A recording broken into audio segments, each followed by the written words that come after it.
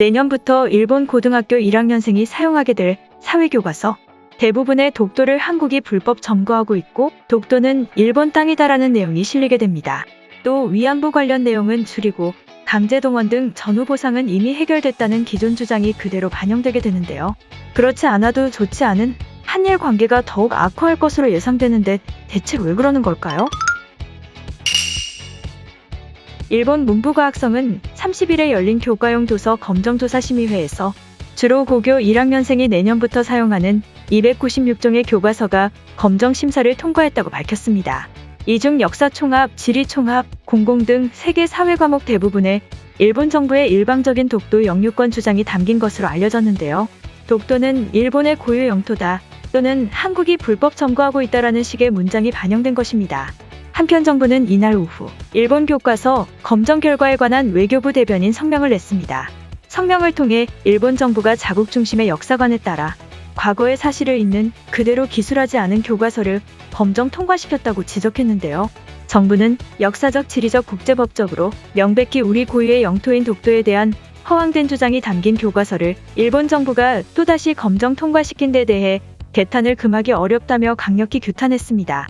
아울러 한일 양국의 건설적이고 미래지향적인 관계를 구축하려면 미래를 짊어져 나갈 세대의 올바른 역사 인식이 기초라며 일본 정부가 역사를 직시한 가운데 청소년 교육에 있어 더욱 책임 있는 자세를 보여주기를 기대한다고 덧붙였죠.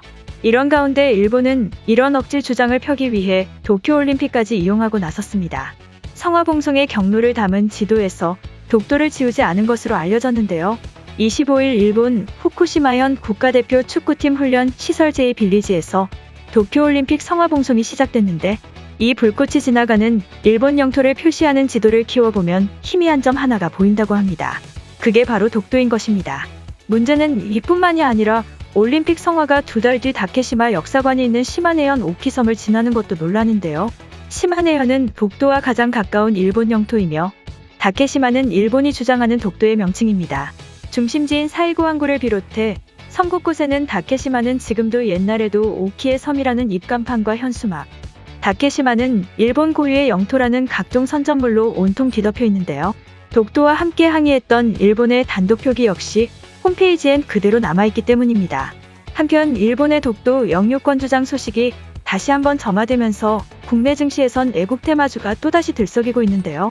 대표적인 애국 테마주인 모나미는 장중 6,270원까지 치솟기도 했고 신성통상은 장 초반에는 13%대까지 상승했습니다. 하지만 뚜렷한 실적이 뒷받침되지 않은 가운데 주가가 큰 폭을 등락하는 과정에서 개인 투자자들의 손해가 발생할 수 있어 주의가 필요해 보인다는 지적도 나오고 있습니다. 실제 모나미는 지난해 일본 제품 불매운동 수혜를 입을 것으로 예상돼 주가가 상승했는데 그러나 실적은 오히려 악화됐고 신성통상은 매출은 늘었지만 영업이익은 줄어든 것으로 나타났습니다.